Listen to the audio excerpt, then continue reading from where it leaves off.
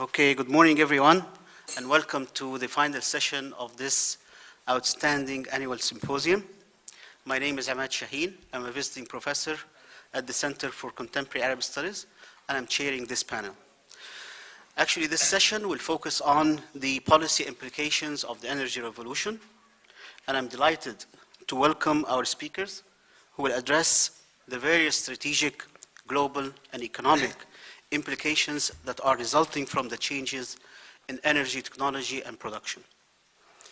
They all have distinguished resume, of course, very remarkable and impressive, and the details are in your folder, so if you'd like to refer to their affiliations and background and contribution and academic scholarship and everything, you can go back because actually it will take really a long time just to go over each biography, but of course I will introduce them and their affiliation briefly.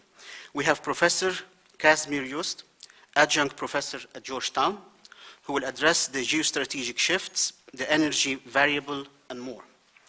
Then we'll have Professor Thomas McNaugher, who is visiting professor at Georgetown University. He will speak to us about fracking and the elusive search for energy independence. Finally, Dr. Eckart Woertz, who is a senior fellow at the Barcelona Centre for International Affairs, will analyze the role of Saudi Arabia as price taker, 1980s versus today. After this session, at 12:45, we'll have a question and answer session that will be moderated by Professor Osama Abi Marshid. Thank you. I will ask Dr. Yost to start.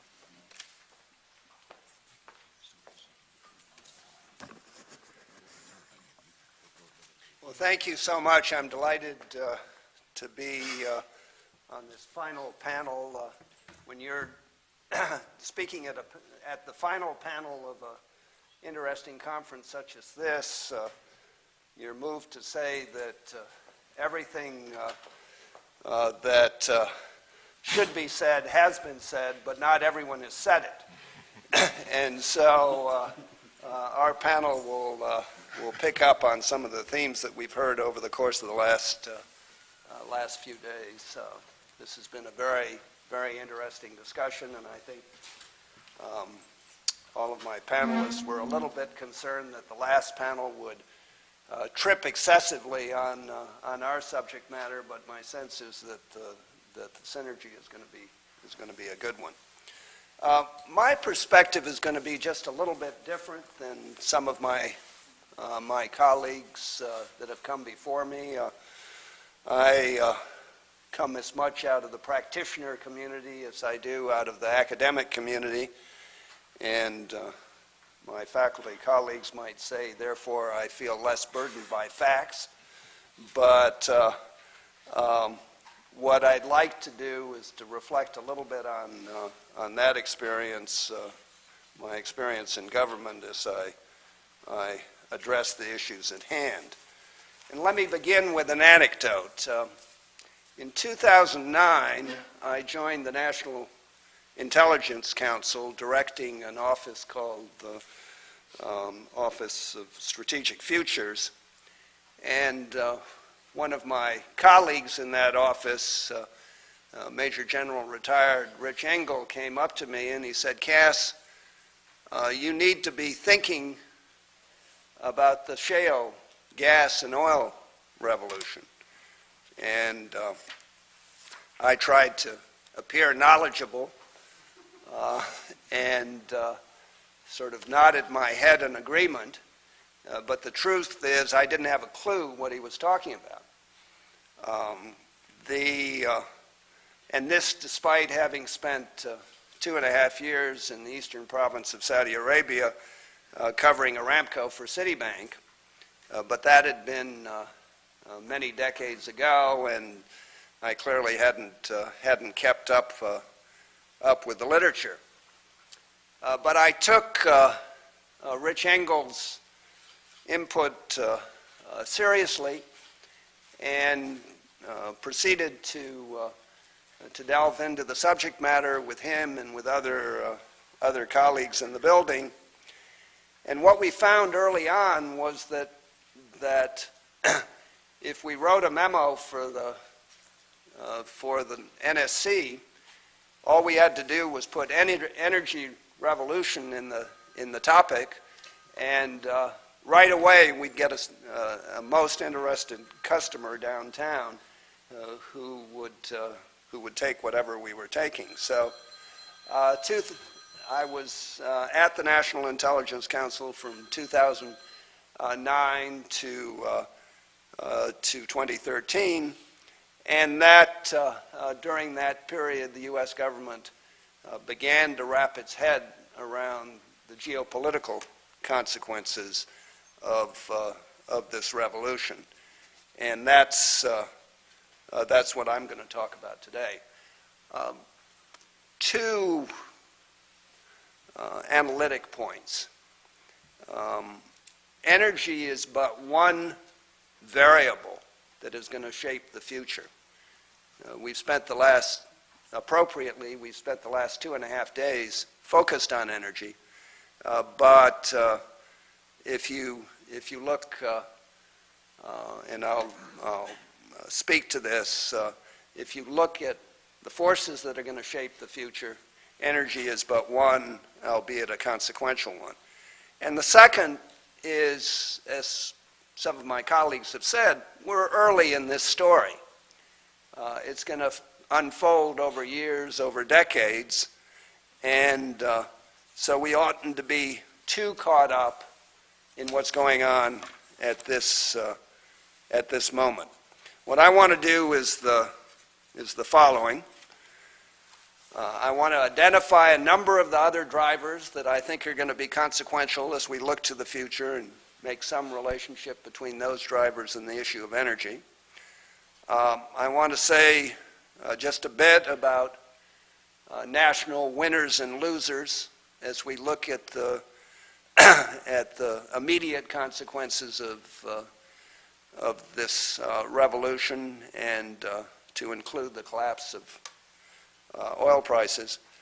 Make a few comments about the MENA region, and then close with specific comments about the United States, and then my colleagues will pick up the story, focusing attention on the Middle East and the United States in greater depth. Earlier in this conference, there was reference made to a document put out by the National Intelligence Council, Global Trends 2030. I participated in the drafting of that, and what we were trying to do in this public document was to focus on what we thought were key variables as you look out to 2030. I like to tell my students I'm not in the prediction business, I'm in the anticipation business, and the distinction is important. But in that, we identified a number of central drivers that we thought would be consequential, and demography was one that we drew particular attention to. So we've got, when we wrote the report, global population was roughly 7.1 billion. By the time we get to 2030, global population is going to be roughly 8.3 billion, so we're going to tack on a billion people in roughly 15 to 18 years. At the same time, we projected that the global middle class would roughly double.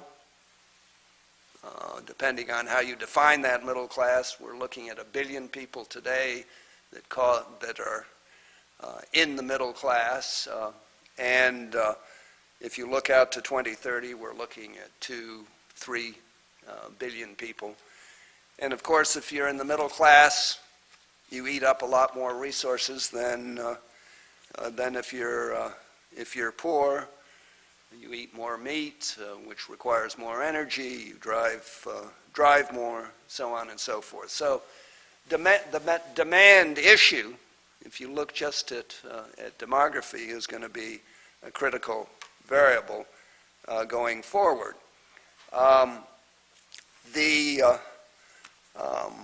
And so the International Energy Agency has projected that global demand for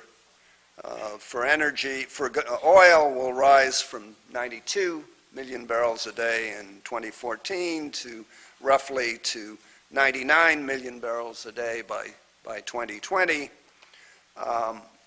And that, so that is going to be, that's going to be a driver going forward. I was particularly interested listening to Mohammed on the last, in the last panel, making the very important point that while demand may be flat, relatively flat, or even declining in Europe and other developed countries,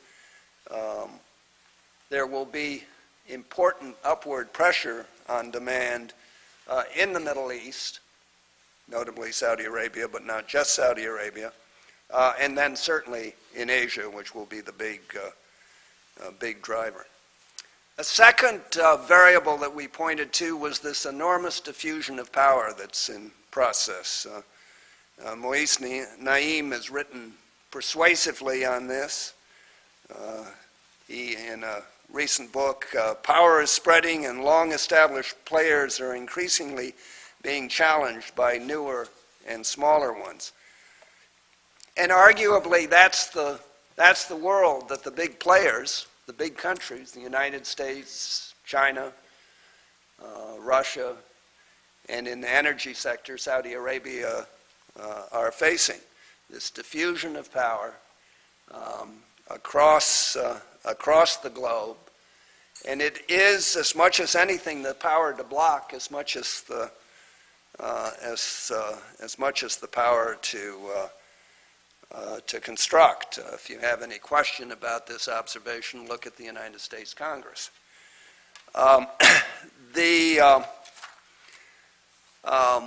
A third area that we drew particular attention to, and it's come up extensively in this conference, is the impact of technology, and by extension, impact of globalization.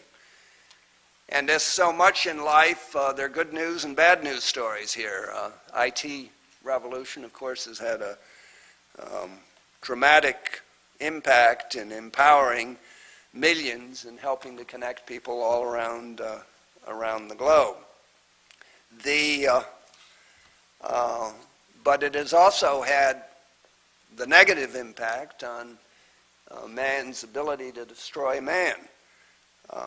And I won't go into great depth here, but we are looking at a world in which cyber wars could become the new normal. And that, I think the president is actually meeting today in California on this topic, if not today, this weekend, the issue of cyber vulnerability. And as we all know, we're all connected to our technology, and if that can be interrupted or interfered with, it has enormous implications. As Saudi Aramco discovered to its discomfort not long ago. But I'll close on this issue with the following observation. It is possible to imagine a day when no fixed facility anywhere is secure to include oil facilities and desalination plants. No fixed facility anywhere is secure. So how do you prepare for a world such as this? So these were mega trends that we identified. Technology, demography, diffusion. We also talked about the empowerment of the individual. But then we went on to identify what we called game changers. Variables, depending on how they mixed and matched, that could cause lurches in one direction or another. And I'll simply touch on two of these. One is what we called a crisis-prone economy, and the second is what we termed the governance gap. And the crisis-prone economy is one we live with from day to day. For much of the 1990s, the United States, with its consumption, was the driver of global demand.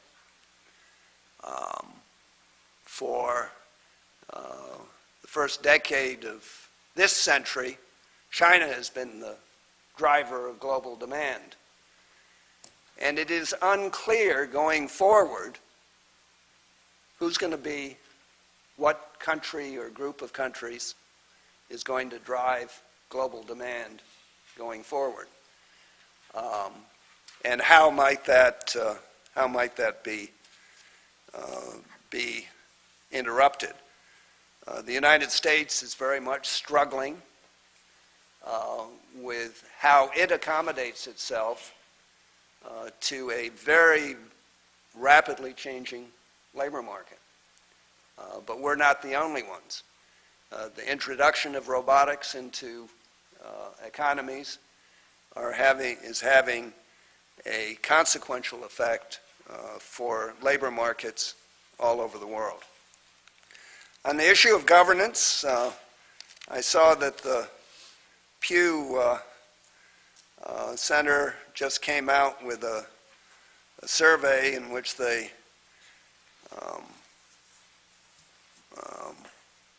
discussed their findings from survey findings from 31 emerging countries, and overall 52% across the 31 countries, 52% are dissatisfied with their political system.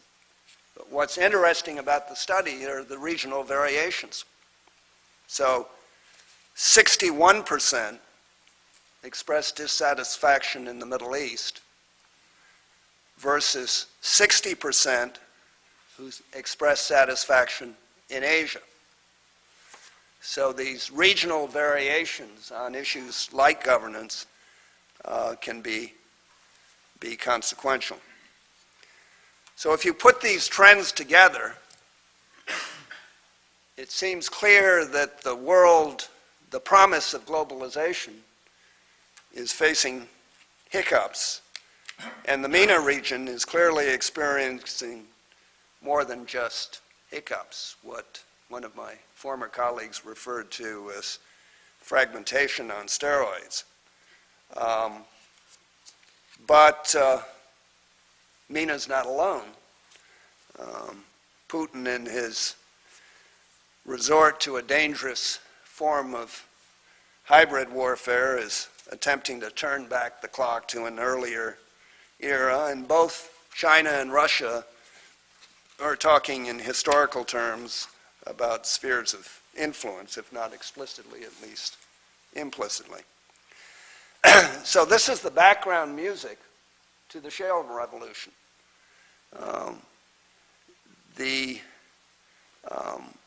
While there may be winners and losers as we look forward, it's going to be market forces that ultimately are going to shape the landscape, including for the Saudis. But with global middle class doubling and demand over the long run picking up, the trajectory for demand seems to be headed upwards.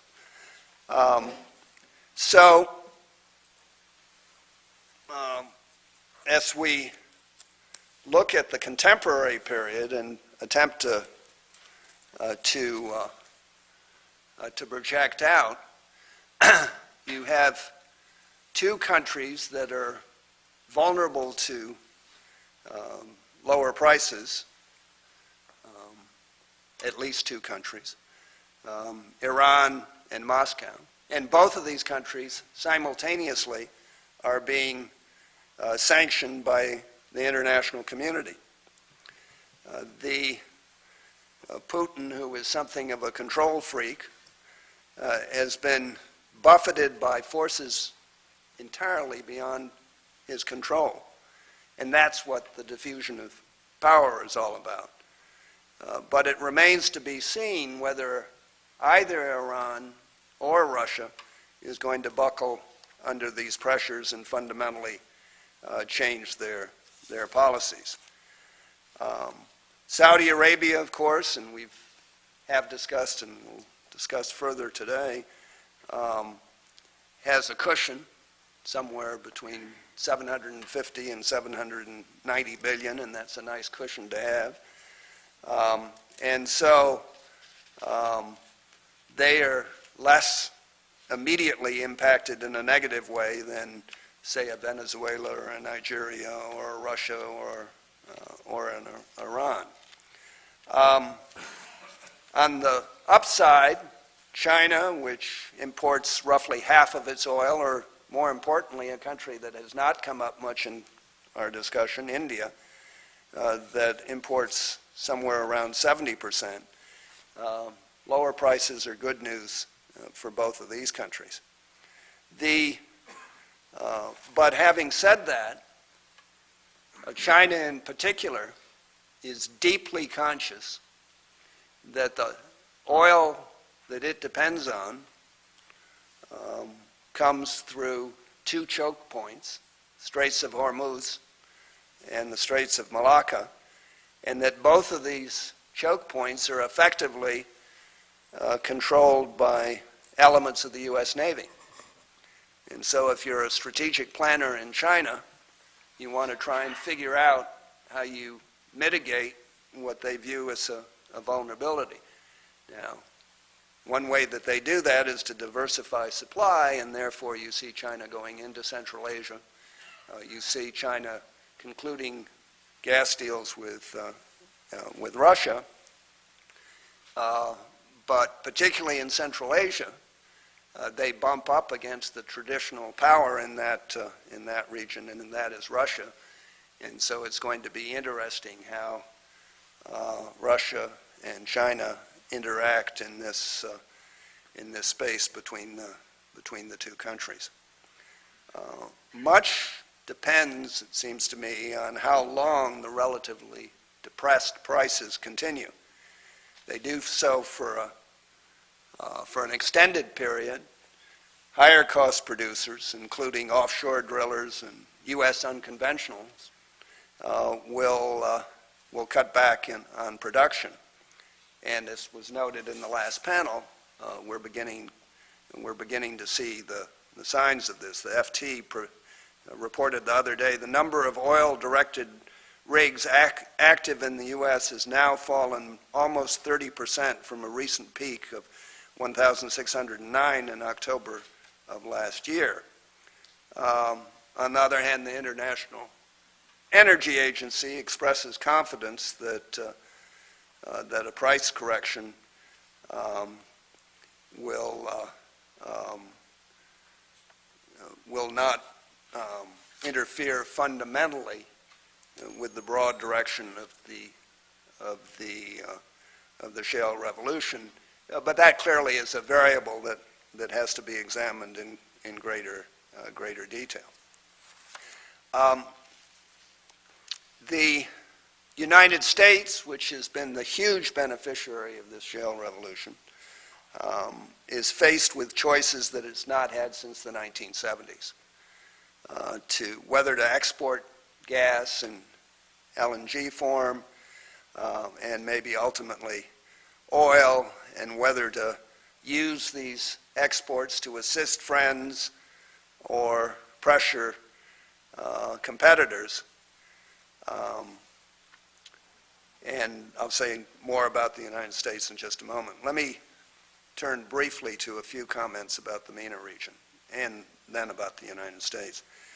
Henry Kissinger appeared before the Senate Armed Services Committee the other day, and he noted, wisely I think, and I'm quoting, "The problem of peace was historically posed by the accumulation of power, the emergence of potentially of a potentially dominant country threatening the security of its neighbors. In our period, peace is more often threatened by the disintegration of power, the collapse of authority into non-state spaces, spreading violence beyond their borders and beyond their region. And that clearly is the challenge that the MENA region is facing today. And to underline this point, the GCC, by and large, has been successful in putting a wall, a security wall around around their countries, and have been able to, in effect, keep the barbarians at bay. But the question for the future is a fundamental security question, whether all of the forces that are moving across Libya, Egypt, Syria, so on and so forth, whether those forces can be kept out of the major oil producers of the region. And then associated with that is Iraq, which has added to global production over recent years, whether Iraq can continue to grow or will be affected by the chaos in parts of the country. And indeed, a serious question about whether Iran, and there you can have a couple of variables and a couple of scenarios. One scenario is a very hopeful one, that Iran in effect joins the community of nations and production there begins to ramp up. And then the less comfortable one is that these nuclear talks collapse, and then the United States and other countries are faced with bad choices. But this is a region that is obviously consequential to the future of energy supply and pricing, and I simply put that down as an area of great uncertainty. That for the United States, we are struggling now after a long and some would argue inconclusive period of conflict with where our vital interests are and the degree to which those vital interests are require us to have a continued substantial presence in the Middle East. And I get the argument, and my colleague Tom McNaugher will make the argument more forcefully that we have this continuing interest, and that because oil is a global commodity, global price, if the Middle East goes offline in any important respects, that would be catastrophic for the global economy. I get the argument. But let me, in closing, tease out the alternative case as a way of engaging this discussion a little bit. Americans have been reinforced through bad experience that with evidence that we're not very good at assessing the tenacity of local adversaries. We should have learned that from Vietnam. We didn't. We perhaps should have learned it from Afghanistan. We didn't. Moreover, we tend to exaggerate the impact that sanctions have in changing behavior. That becomes sort of the default position. If you can't figure out what to do with a country with which you disagree, you just slop sanctions on them and assume that that's going to be is going to have the necessary effect. Whereas the history of sanctions are not don't necessarily support that.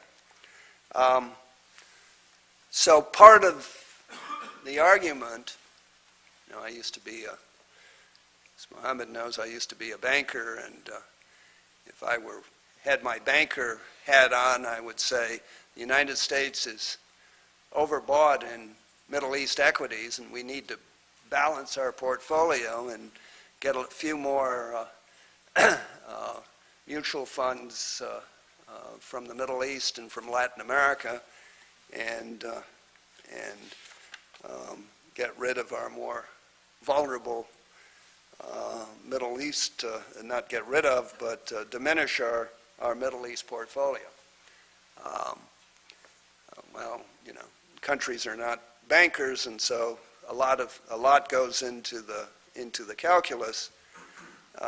But I would point, and this is, Mr. Chairman, my closing point. The United States has dramatic domestic challenges that it faces going forward. And at some point, a politician in this country is going to make that argument.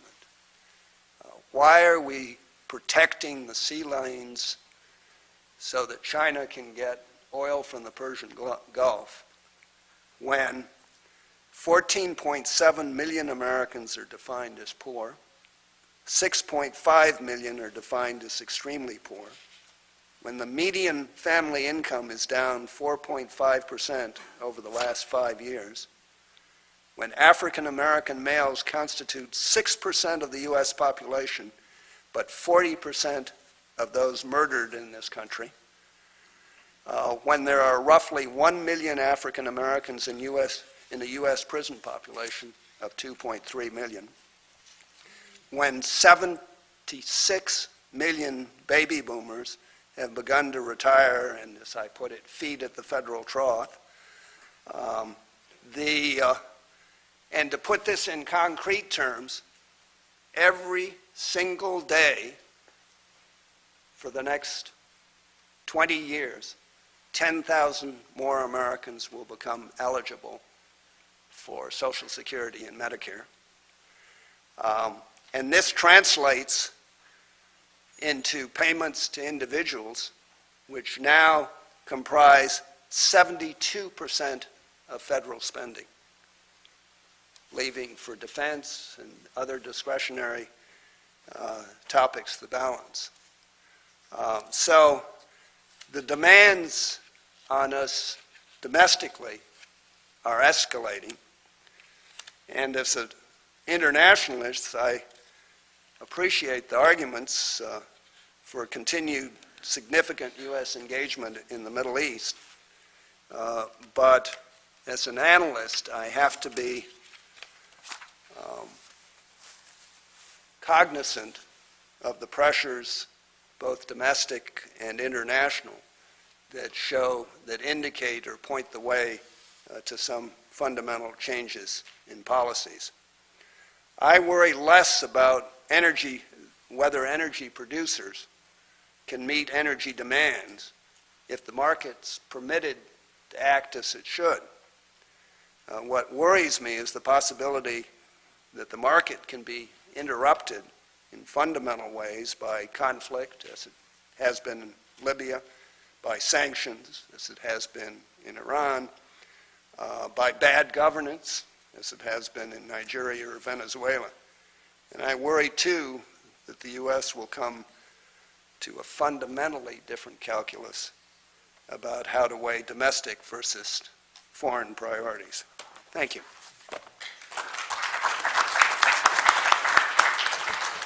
Thank you very much, Mr. Yost, for a profound and sobering presentation.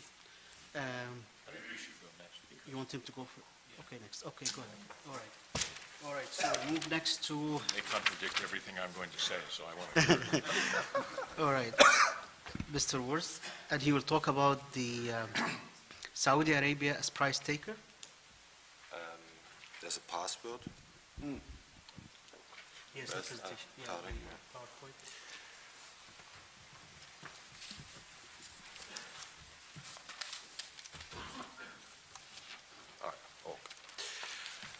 Thanks for having me.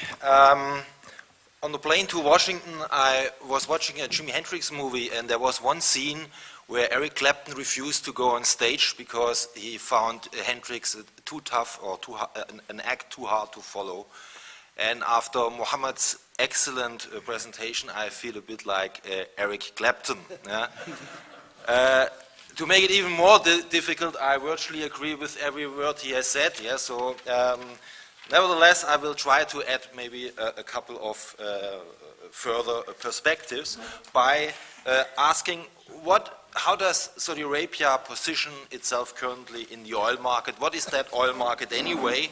And what are similarities and differences compared to the 1980s when Saudi Arabia first tried to stabilize prices by cutting back production and constantly losing market share, and then finally decided that enough is enough and flooded markets in 1985-86, what led to the oil price collapse.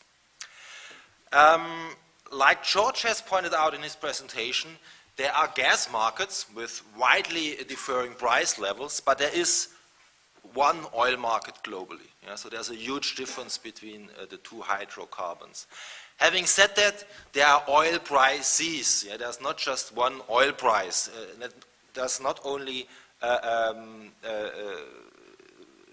refer to level of price, but also to various varieties of crude, and also to price discovery mechanisms, which have changed dramatically over time. When we take a look here at the history, for a very long time, watching oil prices was a bit like watching paint dry.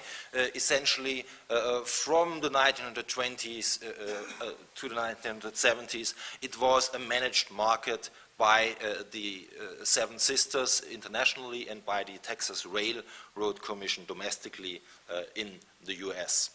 Then in the 70s, and at that time, there were prices, but these were not market prices. They didn't reflect the market where supply and demand would meet. These were prices set by the respective companies, which were vertically integrated, and essentially it was not a spot market where crude oil would have changed, would have been traded. That changed only basically later on in the 70s. Power in the oil markets moved to OPEC. We saw these huge price spikes, but still prices were posted prices. But at this time, OPEC had essentially the power to post the price and not the international oil markets like before. And then only in the 70s and at an accelerated pace later on, spot markets developed, new providers entered the market, constantly undercut OPEC, which lost pricing share, and oil prices came down.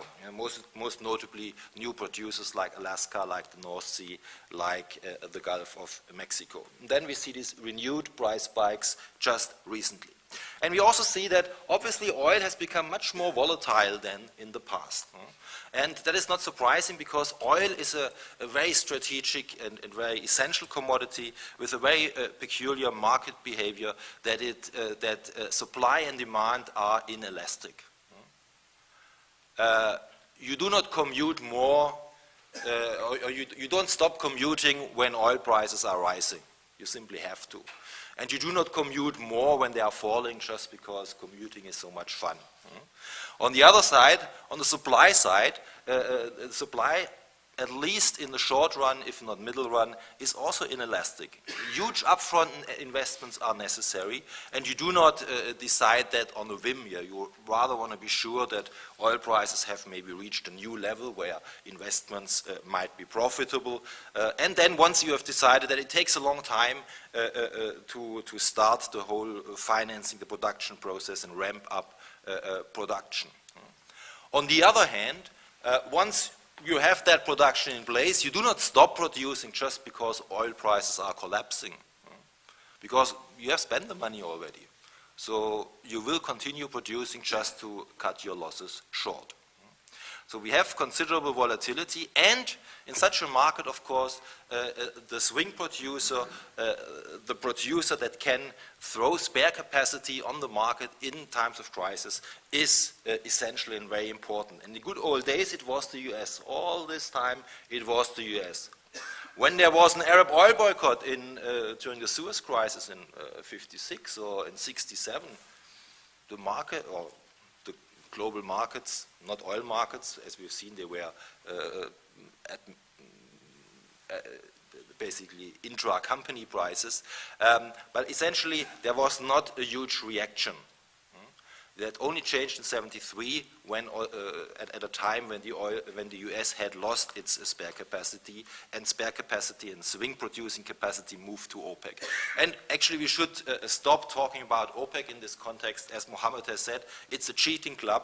It's essentially we are talking about Saudi Arabia when it comes to spare capacity and pricing power that OPEC has to a certain extent, but to a much lesser extent than is often commonly assumed.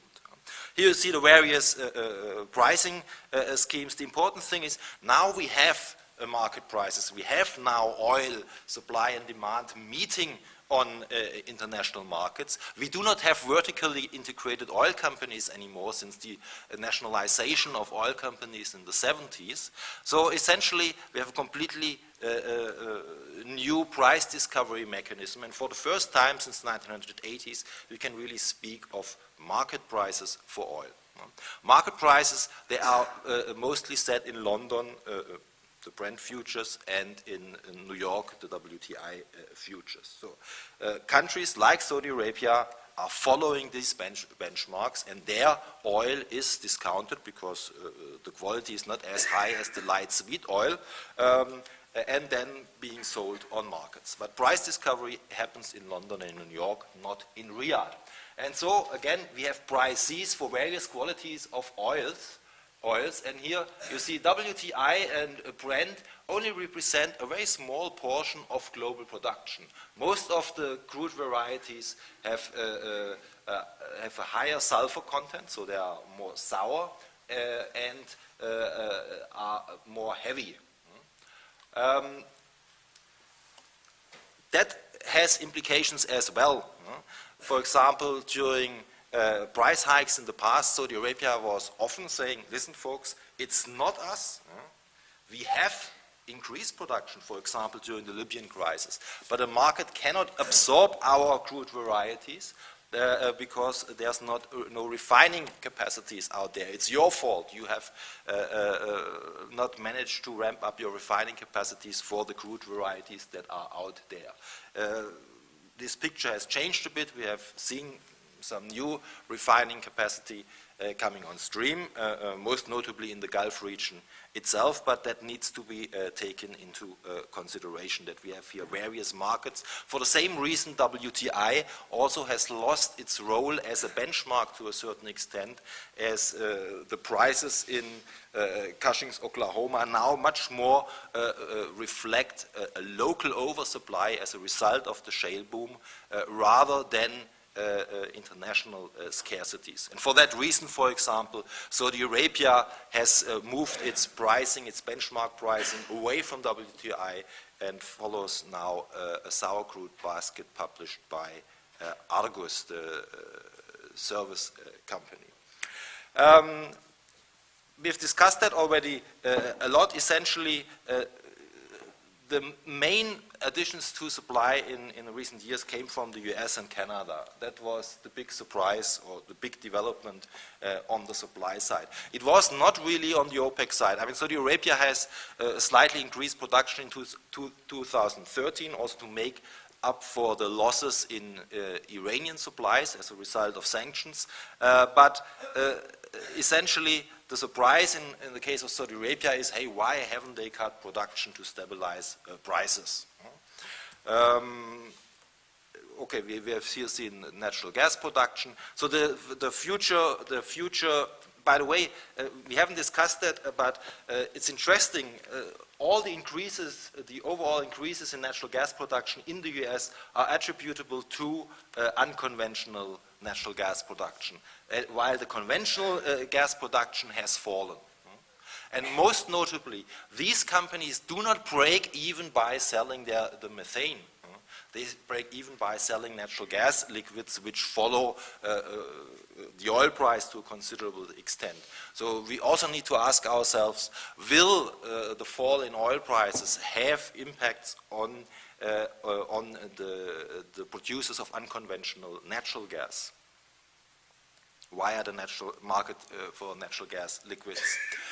So that's the production outlook. Essentially, the expectation is that it's largely a US business until 2020, and then we will see new competitors or new suppliers coming into that market. Now, one big question is, can a well like that, a small well for tight oil production, can produce spare capacity? And spare capacity can function as a swing producer, so to speak. A spare capacity is what you can bring to the market within 30 days and then maintain supply for another 60 days. So that's a huge. That is something Saudi Arabia can definitely do with large oil fields. You just open up the spigot.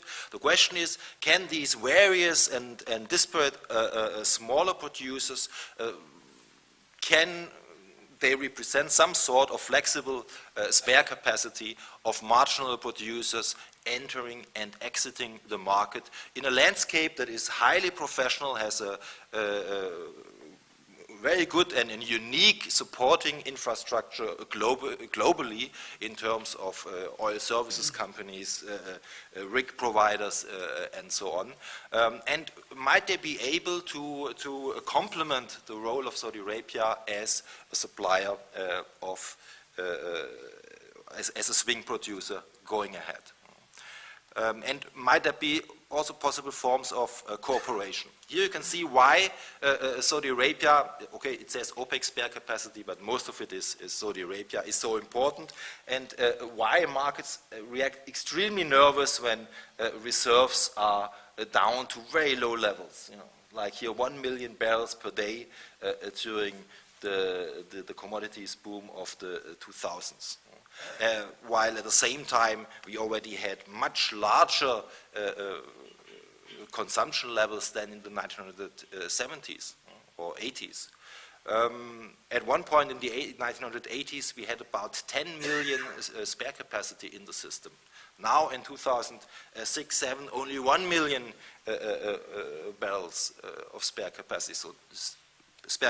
So markets have reacted nervously, because it's important to be able to make up for supply shortfalls, which have been largely OPEC supply disruptions and other supply disruptions in the Middle East. Iran, I've already mentioned, other supply shortfalls, although these are not OPEC members, were Yemen, Syria, Sudan, Libya. So that's why it is so important. Also, the depletion policies of a national oil company differ from international oil companies. National oil companies need to think much more in the longer term and will likely stretch out production profiles. So there's a big difference between NOCs and IOCs in that regard. So Saudi Arabia can, of course, influence the oil price. It's not that it would be kind of separated from what is happening in London and New York. And it can moderate oil prices not only by moderating production. We can see here the correlation, but also by, for example, announcement of investment decisions, or by announcing preferred price bands, as it did in the 1980s and 1990s. Overall, even with the higher levels of spare capacities that we have now compared to the last decade, it's still pretty low compared to the 1980s. And it is conceivable that markets can react nervously to the upside, not only in the case of a crisis, but also in the longer run, as Mohammed has pointed out, if necessary investments are not undertaken as a result of low oil prices now, the reaction to the upside might be all the more violent, and some, not only banks, but also the chairman of Eni, the Italian oil company, recently said we might see oil prices of $200. I mean, certainly not over the next 5 years, but maybe at a future point in time. One big question is also the effects of lower oil prices on supply, whether they might be different compared to the 1980s. Also the question, the faster depletion rates of tight oil, and whether tight oil can function as a kind of flexible supplier of marginal barrels, as I've just outlined. We have seen similar statistics already. I mean, essentially, and we see that the markets have recovered considerably now and have moved beyond $50. I don't think it is realistic that markets can stay sustainably below $50 given this price structure. It's probably much more likely that we will see prices of $60 to $80 over the next 3 to 5 years. What is the historic role of the kingdom? We can see here how it has massively cut production in the 1980s, then how it abandoned the posted price regime, switched for the temporary solution of netback pricing to regain market share, and now today kind of a similar situation where it basically says we will never do the same mistake again, like Mohammed has said in his presentation as well. I don't think that we will see any repetition of Saudi Arabia's behavior in the beginning of the 80s, that they were kind of taking the heat for everybody else and were trying to stabilize oil prices. So they have tried right from the start to maintain their market share and have taken on the competition of most notably West African and Latin American oil that now does not find a ready market in the US anymore, and with which it needs now to compete in the Asian market. To sum up, what are the interests of Saudi Arabia? First of all, of course, revenues. That's what it is all about. That it needs oil income to finance its spending, to maintain its social contract. Much of it is made of this budget threshold figures. Various figures are peddled in the media. Saudi Arabia, it's usually around $90. I don't think it's that important, given the fact they have a lot of foreign reserves. They have also access to capital markets. Both these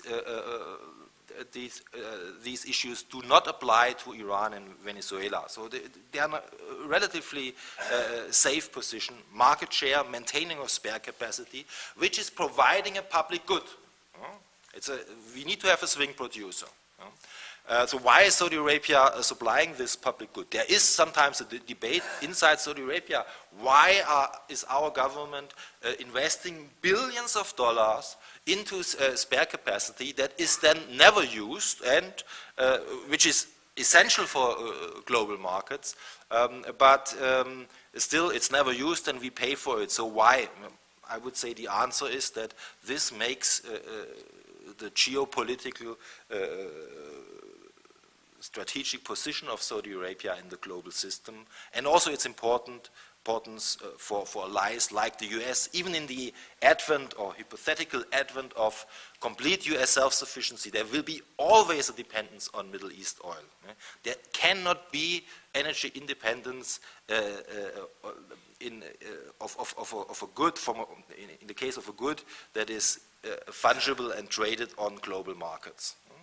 Should the US be completely self-sufficient and Saudi Arabia does not manage to supply oil to Asia, for example, well, then the Asians would come and knock on the door of US suppliers and bid up prices domestically. So it is one global market. There cannot be energy independence. And by the way, that also needs to be stressed. The major threat for revenues, okay, tight oil is certainly a market impact recently, but I think it's very important to keep in mind Iraq as a potential competitor. Iraq has slightly increased production, but should it manage to increase production to the extent it has to the extent it has plans or has announced plans for production increases, that would be a major impact. Certainly currently we are around 3.7 million barrels per day, slightly below 4 million barrels per day. There have been plans to increase production to 6 million barrels per day. Some even peddled numbers like 10 million, 12 million barrels per day. That's highly unrealistic as of today. But having said that, that would be a major challenge also because Iraq is not is a member of OPEC, but not or part of its quota system. So they would need to figure out how to include Iraq into the quota system. And the main threat for revenues is domestic production, as Mohammed has also pointed out. That is a huge issue, and I doubt that the consequence or the potential consequence of continuous high domestic demand growth would be that Saudi Arabia became an energy or oil net importer. But that is impossible, for two reasons. First of all, Saudi Arabia wouldn't have a penny in its pocket to pay for such imports. And secondly, there would also not be any provider that could make up for this shortfall. So it's a big discussion that involves other energy sources. Saudi Arabia is one of the few countries in the world where oil still plays a huge role in electricity production, and for the same role, for the same reason, you have potential in Saudi Arabia to substitute oil with other energy sources. That is much more difficult in countries like the OECD, where oil is pretty much present in the transportation sector and cannot be easily replaced by electricity or by coal and natural gas for that matter. Also, a hurting of geopolitical rivals, of course, Iran, Venezuela, Russia, we have discussed already. As a final question, I want to propose, aren't there also a lot of shared interests with the US? Essentially, Saudi Arabia and other producers in the Gulf need high prices for domestic spending, not as high as Iran and so on, but still at a level, let's say 80, 90 US dollars in the long run. And at the same time, approximately the same level, US shale producers need as well. So will we see going ahead a kind of US and GCC cooperation? Are they the new OPEC? At least they will form a very large part of global supplies going ahead. Thank you. Thank you very much, Dr. Woertz, for staying within the time and also for a very informative presentation. We now turn to Dr. McNaugher, who's going to address the issue of fracking and the elusive search for energy independence.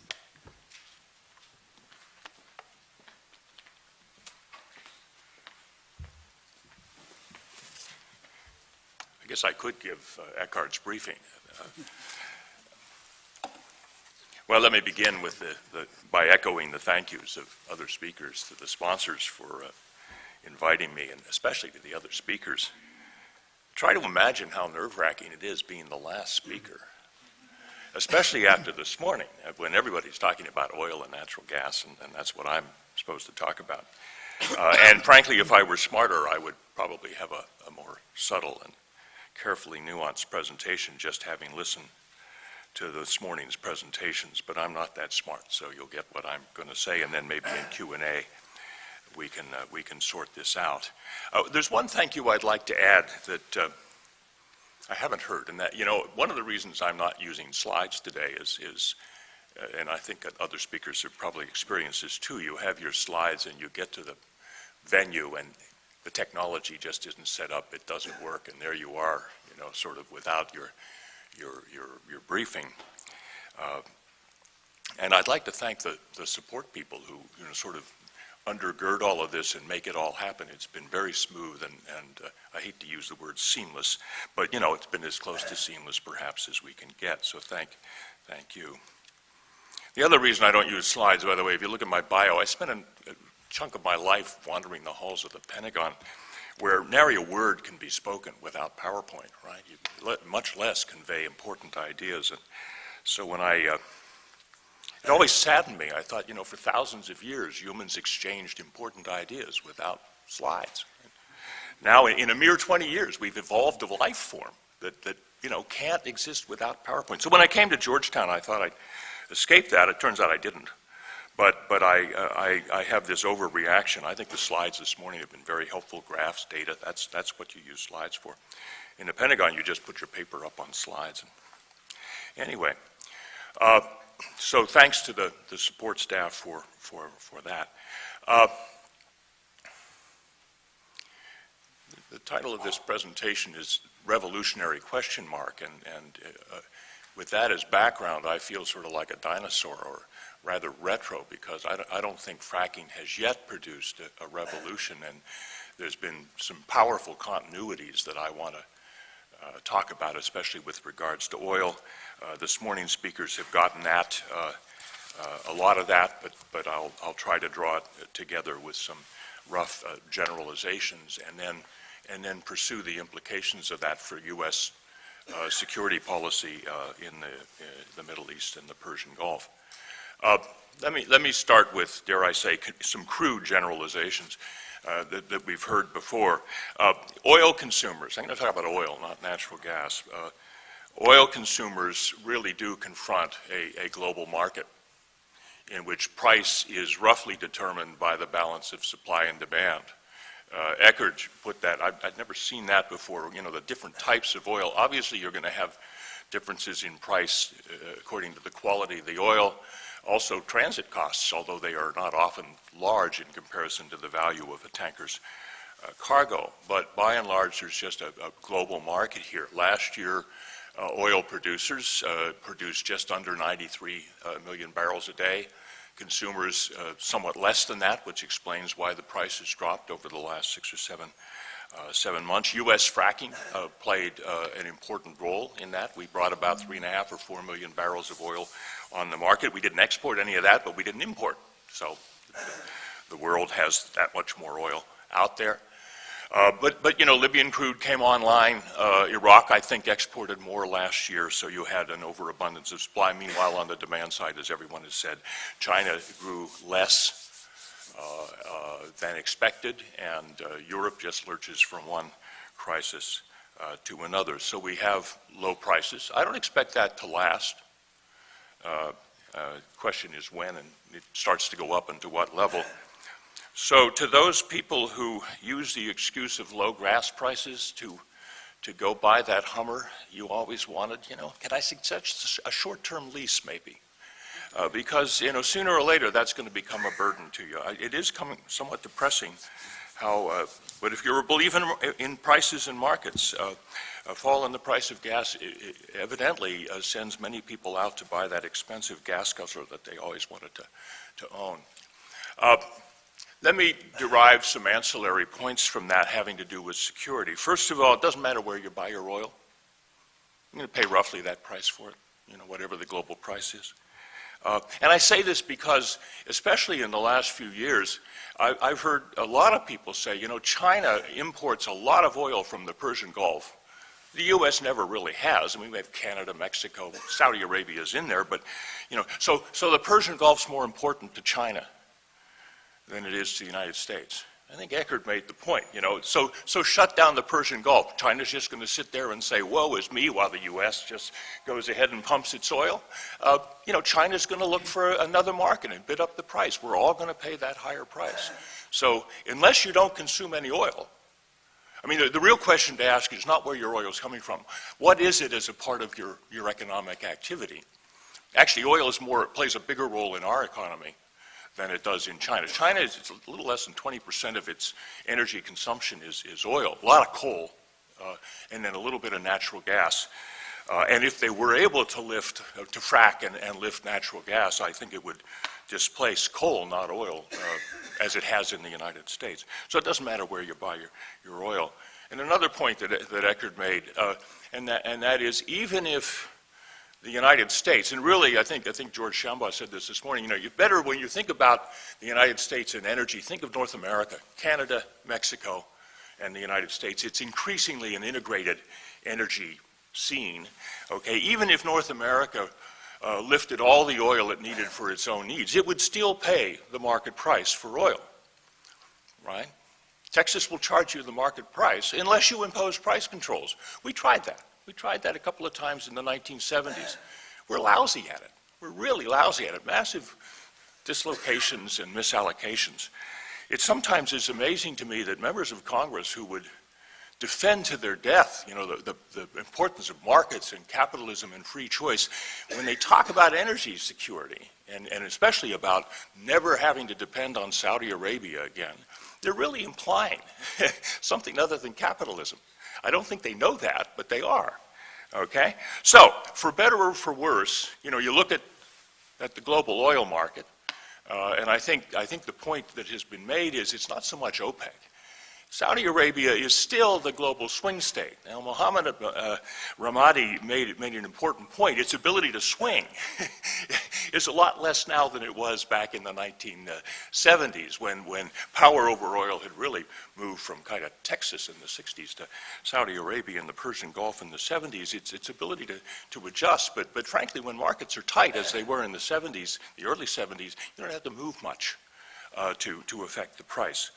Which is to say that in addition to the other reasons that we're worried about the Middle East, terrorism, Iran's nuclear weapons and proliferation, there is still this underlying link between us, the Persian Gulf generally, Saudi Arabia in particular, that creates a security link that we have to worry about. Okay, so let me say a few things about the U.S. and Saudi and Persian Gulf security.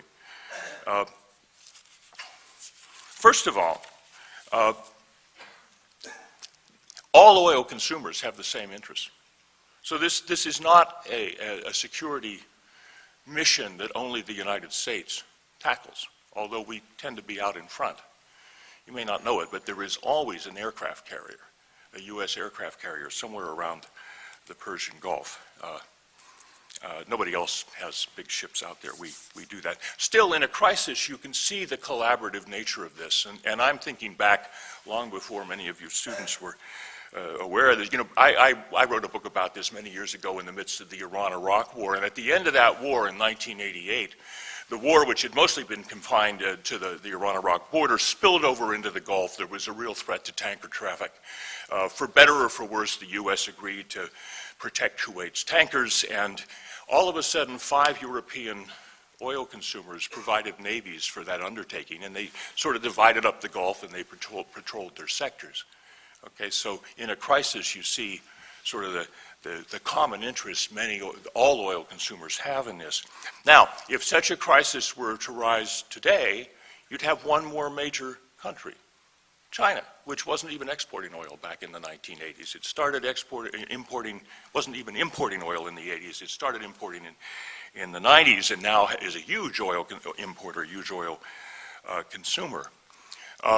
We have a powerful common interest with China when it comes to the security of Saudi Arabia and the Gulf. Now, I don't think either country is comfortable with that observation.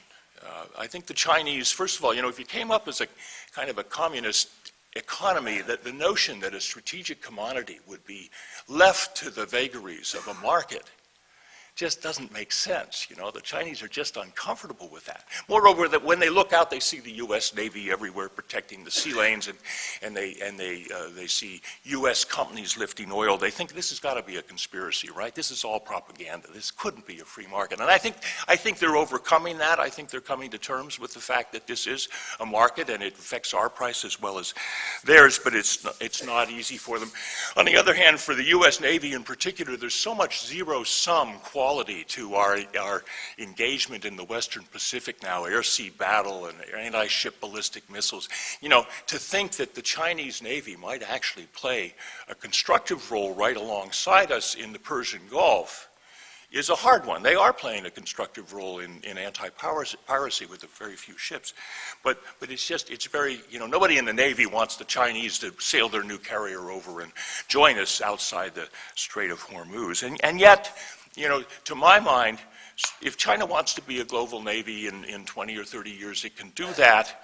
And I would rather, if they're going to do that, that we had worked to establish a common understanding that at all levels, proliferation, terrorism, and energy security, we have very strongly overlapping interests. So if you're President Obama and you're looking for areas of common concern that you can talk about with China, surely this is one. And I think we are talking about it with them, and I think they are kind of, both sides have some distance to cover, but I think that's an important thing that we need to remember. Now, if we step down from the broad issue of cooperation to the actual region, when I was writing in the 80s, you could actually talk about states.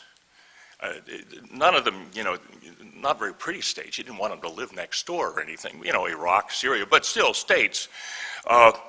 And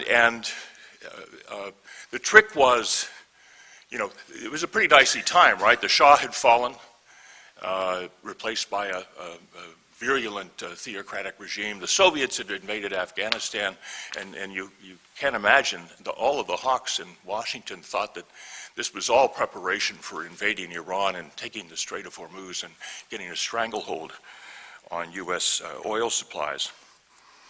I mean that sounds a little humorous now, but it wasn't. It was the canonical scenario in 82, 3, and 4.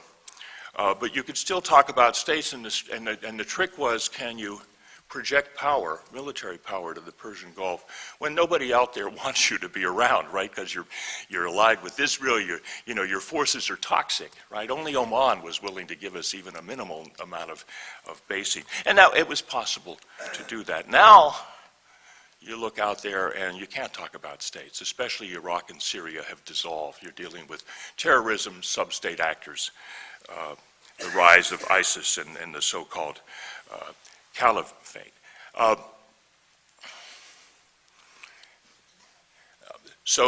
our forces are still pretty toxic. In fact, when I look at the Saudi Arabia security situation today, it's much worse than it was back in the 80s.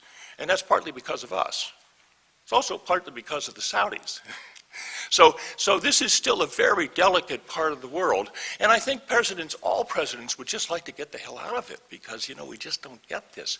And I think that's a mistake. I think, in a sense, what we're doing now as we reinsert forces into Iraq is looking for what I would call the Goldilocks solution, the Goldilocks position in the Gulf. That is, you go back to the end of the Cold War, we leave Afghanistan to its fate. The Clinton administration sort of occasionally fires a cruise missile in at an al-Qaeda base camp, but otherwise we sort of draw a line around it and say that's their problem. And boy, it's ugly. The Taliban's pretty brutal, but that's their problem, not ours. And in 9/11 we discovered, no, that is our problem.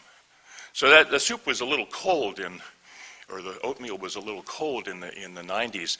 And then Bush comes in, having campaigned on getting completely out of this stupid stuff of nation building and so forth. And 9/11 happens, and he jumps in with both feet, and we're kind of the porridge is too hot. Obama clearly wanted to get out of this region.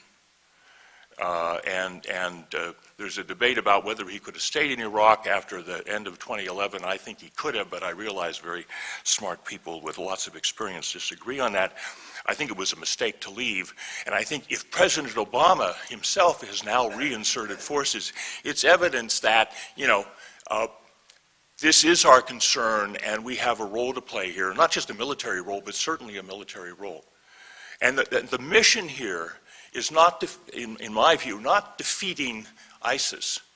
The mission here is state building. We've got to reconstruct a coherent, inclusive Iraqi state. So while our airplanes, we're providing an air force, unfortunately for both Syria and Iraq, while our airplanes do weaken ISIS, the more important use of American military power, in my view, was we used the promise to get Maliki out of Baghdad, bring in a body, and although a body comes from roughly the same mold of cloth that Maliki came from, I think he sees the light. I've got to reach out to the Sunnis.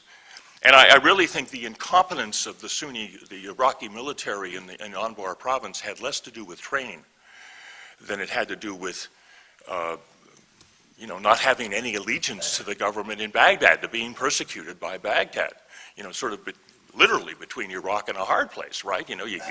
There's nobody to pay allegiance to in Baghdad, and ISIS is at least Sunni, so they were caught. If you can recreate a more inclusive government in Baghdad, and I think Abadi is gradually moving in that direction, you will, I think, see the emergence of a coherent military, and it will be the Iraqi military or a coalition of Arab militaries that defeats ISIS with our help. It won't be us, and it will take a long time. And I guess the point I want to make here is, if you see this as rebuilding states that have collapsed, it's a very, very long-term proposition, right? I think the best case of state building is South Korea. Today and that owes to the South Koreans mainly, but I think the U.S. provided some security and stability for that effort. It only took 70 years, So I really think we need to just stop thinking about the Gulf as a place we got to get out of because we're not good at this or because, it doesn't matter to us. It matters to us, and, if you pay attention to it and spend time, you can encourage this to happen. I think we just ought to get used to having some level of force and other policy instruments as well engaged in the Gulf over a very long period of time and start trying to leave it. Now, if we look across the Gulf from the Arab side to Iran, the problem's not state building. The problem's state containment, right? Iran has an ancient civilization, very sophisticated, remarkable. The issue is containment, but I would argue that if and as you reconstruct an Iraqi state, you will begin to contain Iran too. Remember, that's what Saddam thought he was doing, And in fact, a lot of Americans thought he was doing that in the Iran-Iraq War. And my colleague at Brookings at the time, Christine Helms, wrote a book called The Eastern Flank of the Arab World, and Saddam believed that. And indeed, he did that. And I guess from reports, he sort of was dismayed. Why would the Americans bump me off? Why would they come and get me when I'm doing this thing for them? But we did. And so we allowed Iranian power to flow over into the north end of the Gulf, and that creates a situation in which Iran really scares the dickens out of the Saudis. If you can start to rebuild an Iraqi inclusive state, and that's not easy, as I say, it takes a long time, I think it'll be a state that has integrity. It will not cater to Iran. It will be its own state, and that will help to contain Iran. There's a lot of other issues there that I don't have time for. I would say in about 6 weeks we're going to find out whether the nuclear agreement is real or not. We should think, fracking has actually helped in imposing sanctions on Iran. We've taken their oil off the market. We've brought more than that back on the market through our fracking. So fracking has actually helped there. We'll find out whether they have worked. I'm skeptical here. I find myself in agreement with the Ayatollah Khamenei, which is that no agreement's better than a bad one.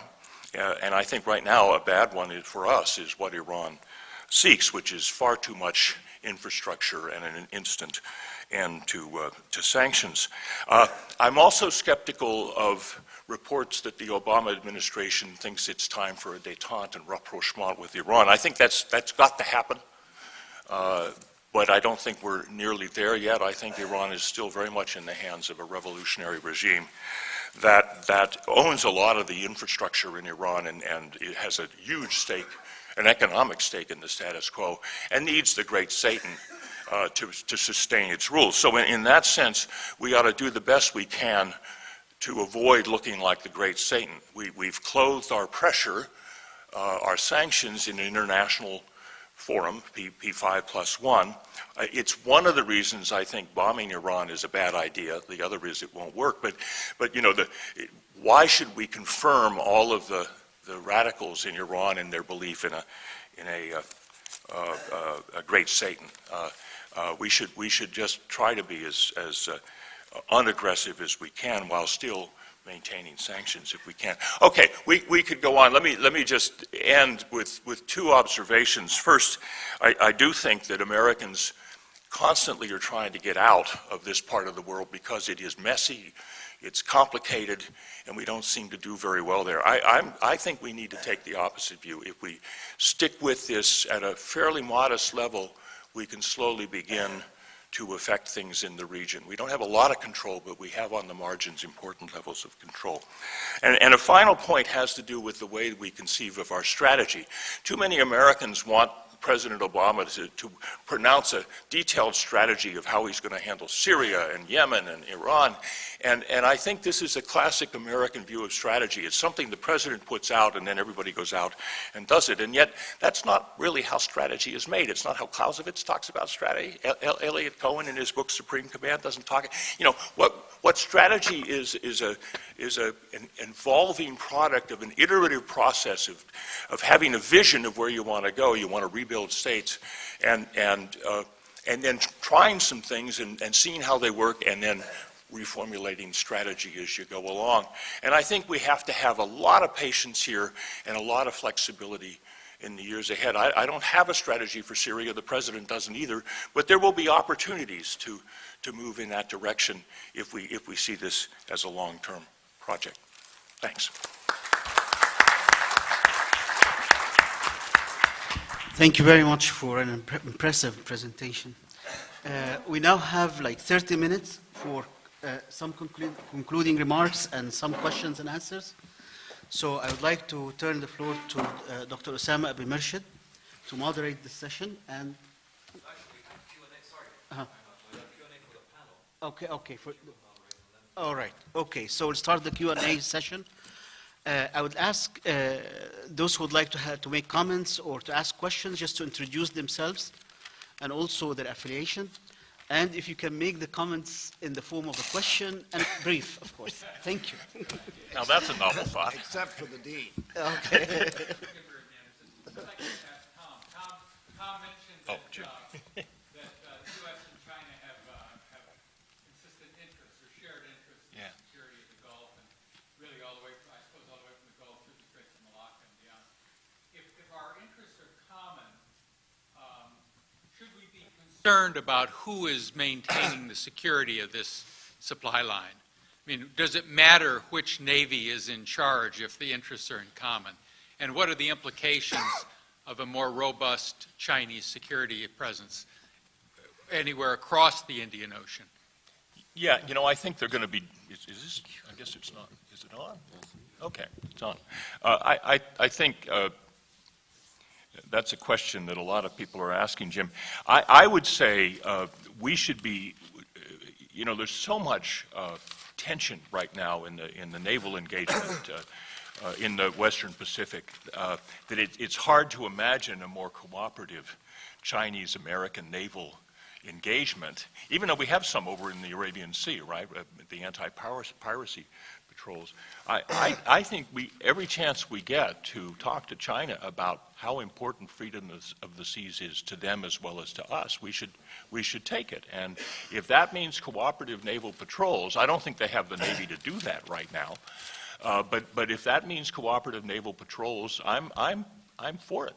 You know, I think we ought to be looking for those kinds of cooperation. At the moment, there's a lot of conflict in this relationship as you get over to the South China Sea, so it's hard to get either side to be interested in it. But to me, that's all the more reason. So I do think we should be thinking cooperative. By the way, just one point on Malacca. You know, we have two straits here, Malacca and Hormuz. They're totally different, right? Hormuz is a cul-de-sac. It's the only way out of there besides pipelines. You know, if Malacca gets closed, so go through Lombok. You know, go around Australia. The Navy keeps talking about how the waters of the world are all connected. They happen to be right. I don't worry about Malacca so much, even though it's a convenience, and a lot of ships go through there. But, you know, there's alternatives if you're talking about a passageway rather than a cul-de-sac. Hi, this is on. Allison Good with Energy in Depth. So, you know, the National Security Strategy was released last week, and there was some stuff in there about energy security. It wasn't exactly anything new or revolutionary, but Obama, or at least Rice, did really take care to emphasize that oil and natural gas production in the United States is transforming our role in international security, international energy security. And I was wondering if you all could speak to whether you agree with the new updated strategy or whether it's in the wrong direction. Cas, why don't you start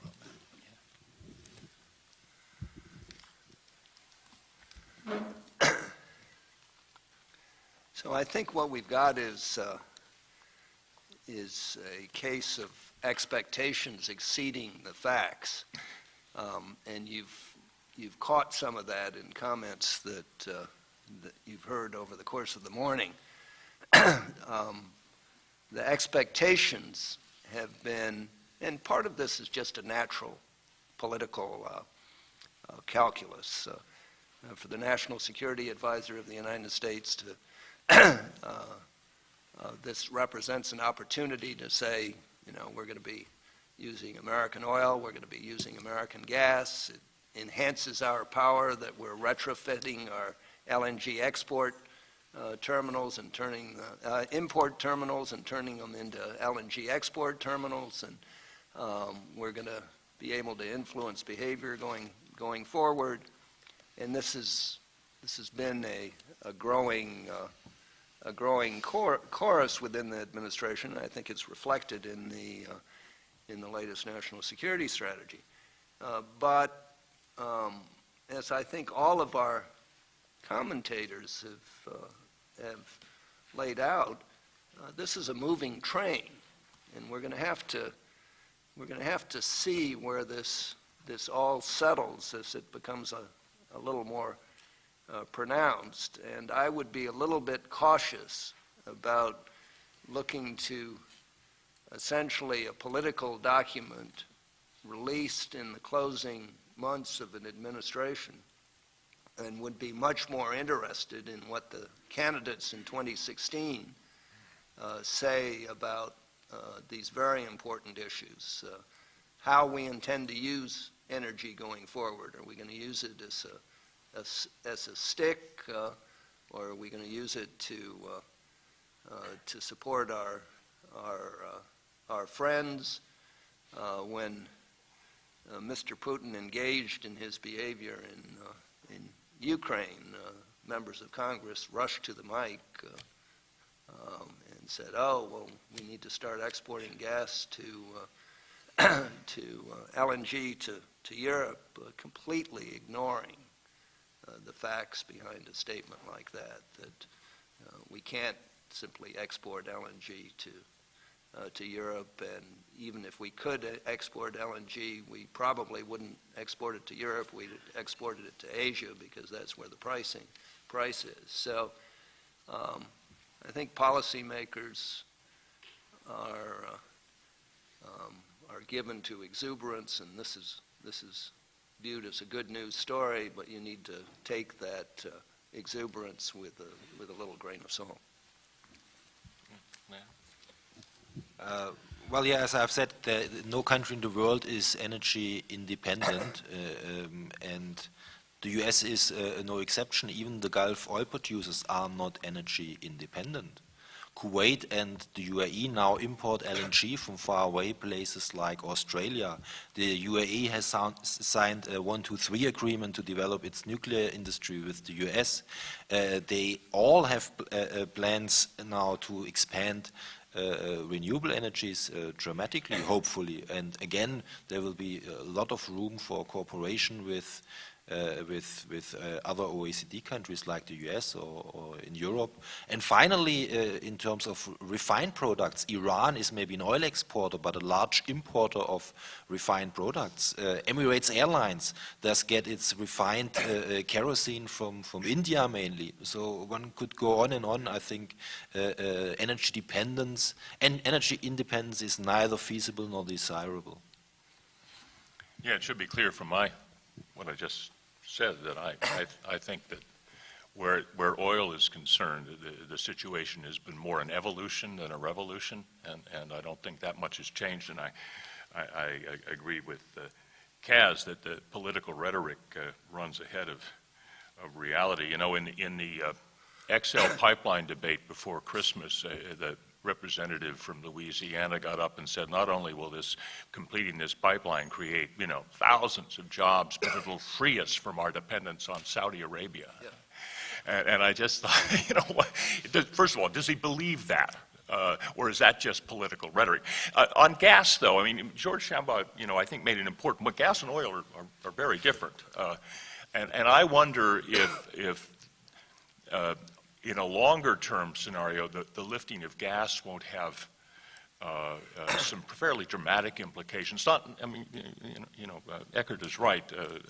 There's a global market in oil. That's not going to change. I wonder first, if China, and I'm skeptical about this, but if China could lift natural gas out of its immense amounts of shale, all of it badly located and so forth, but if it could, that would probably displace coal, not oil. That's what's happened in this country.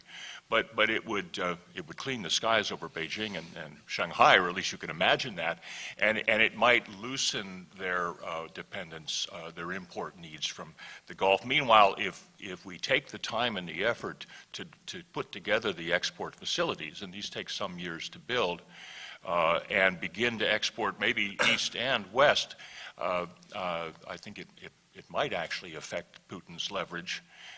And it would also, I imagine, sort of the gas market would become more of a global market because we'd be bridging the two oceans. But I'm off my level of expertise, so I'll stop there. Okay, thank you very much, sir. Yes, hello. Thank you very much for your talks. My name is Sebastian Sarmiento. I'm an MSFS student here at Georgetown University. My question is, so looking at the so-called pivot to the Pacific, and however that's defined, whether in trade or in security, and then what's going on in the Middle East, I definitely appreciate the comments by Professor McNaugher and Professor Yost on kind of maintaining a presence. But my question is, in light of what's going on in the Middle East, and particularly what's happening in Russia, will the Middle East allow the U.S. to actually pivot to the Pacific? Thank you. I remember when this was the end of 2011 and the strategic guidance in January 2012 when the president first raised this point about pivoting to the Pacific. I was teaching my strategy and policy class, and I said, all presidents want to get out of the Middle East and pivot somewhere, in this case, the Pacific. And they don't get that choice. And I put up one of these Stratfor maps which shows the carrier that's always there. So I don't know whether it's the Middle East won't let us. We will have a presence in the Middle East, and it just won't let go of us. I don't think that prevents us from shifting our emphasis to the Pacific. I think, in fact, we've done that in some ways. And this is on the margins of how many ships are there, how much attention goes there. And so I think we can still pivot to the Pacific. Pivot's the wrong word. We can still rebalance a little toward the Pacific without, without leaving the Middle East. That's not a zero-sum kind of a game.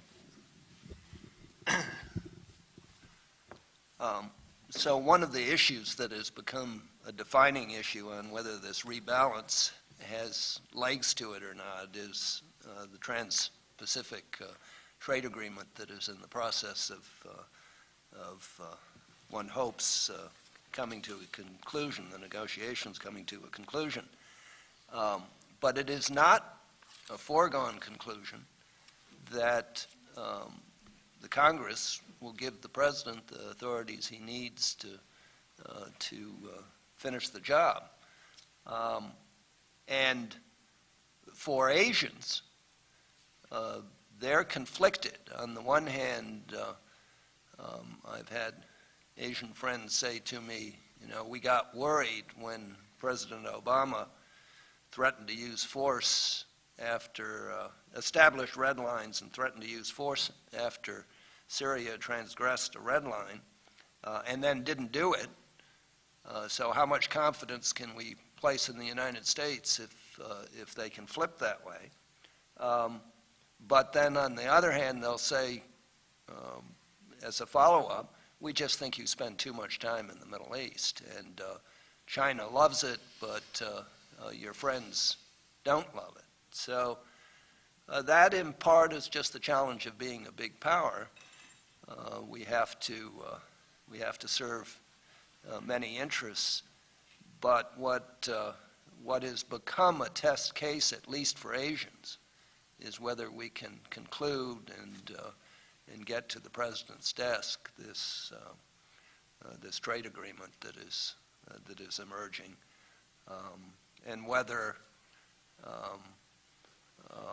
an agreement that will have some Democratic Party opposition and some Republican Party support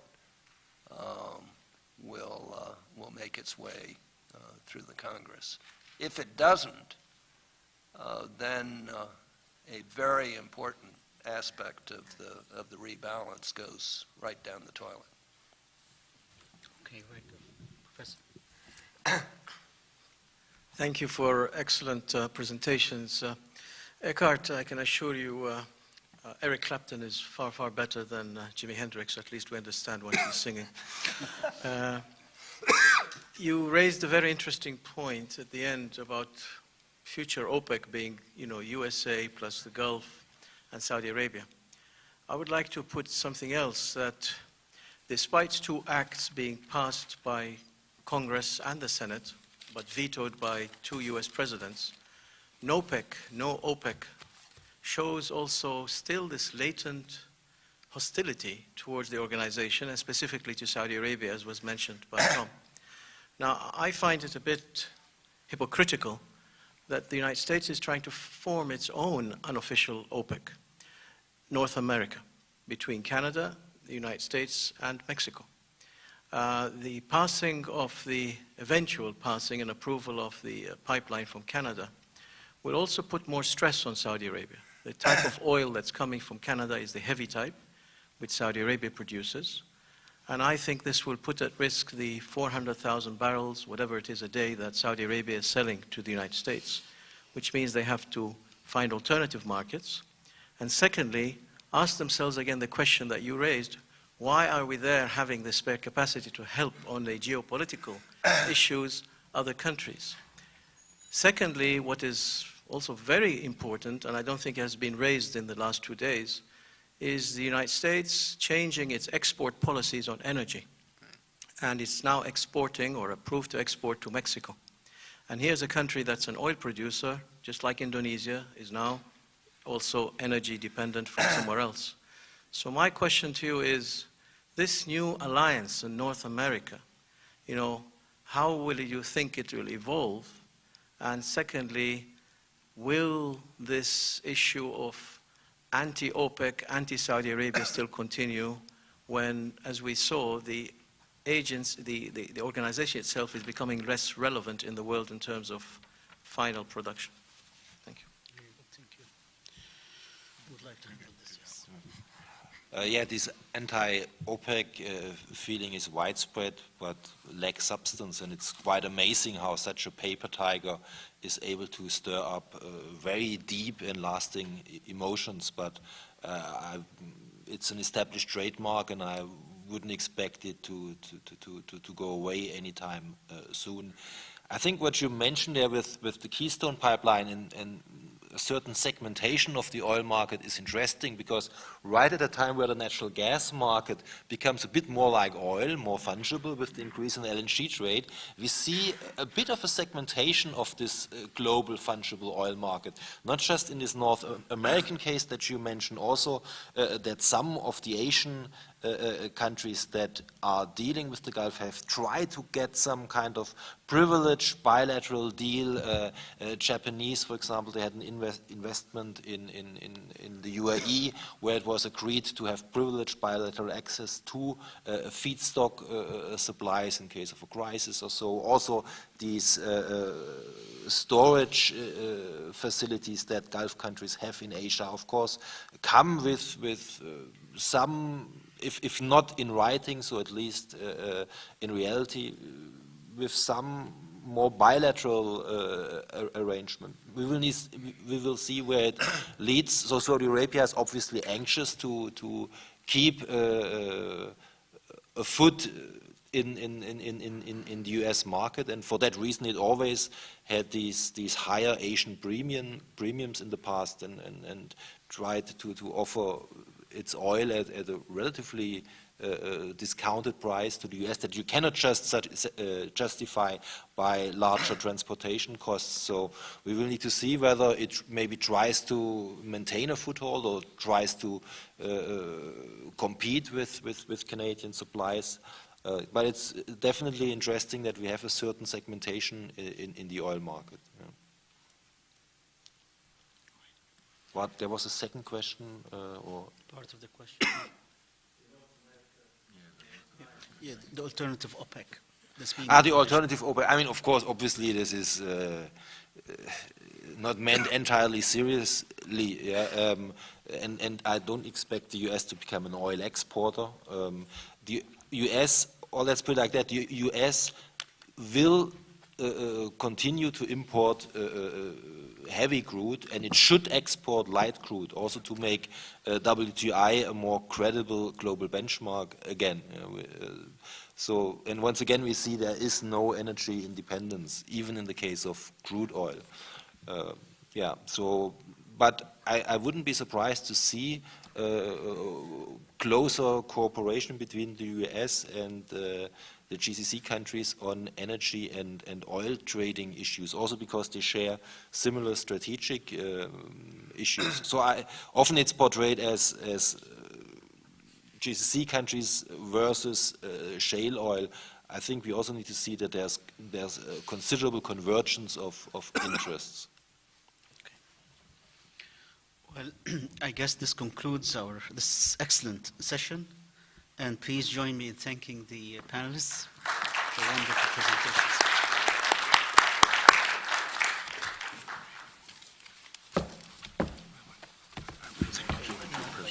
Panelists and Professor Shahin. Well, the 2015 Sheikh Abdullah Saleh Camel Symposium is at an end, and I would like to thank the people who made this event possible. I would like to thank one more time our donor for the opportunity to host this important event.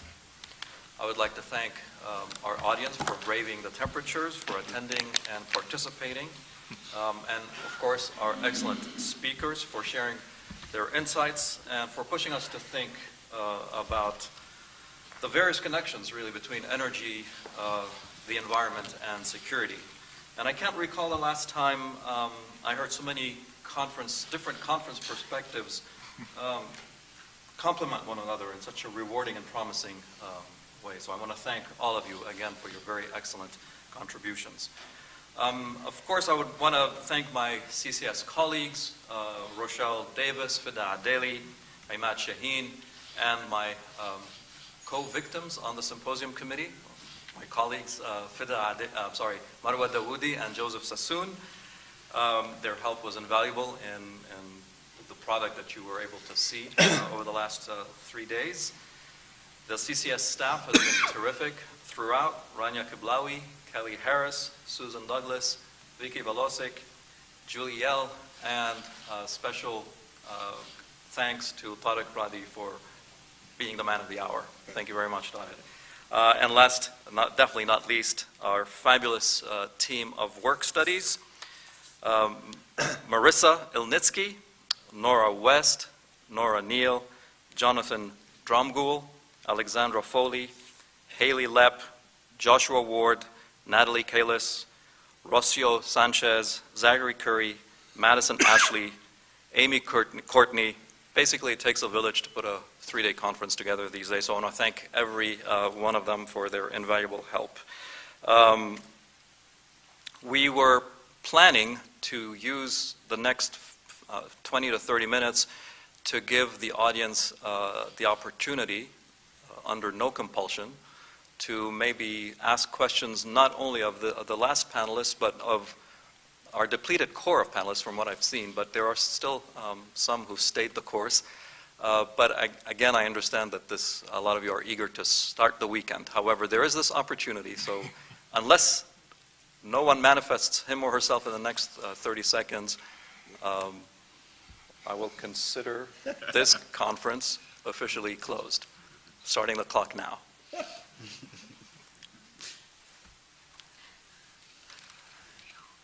The 2015 Sheikh Abdullah Saleh Kamel is now officially closed. Thank you, everybody. It's been a pleasure. Thank you.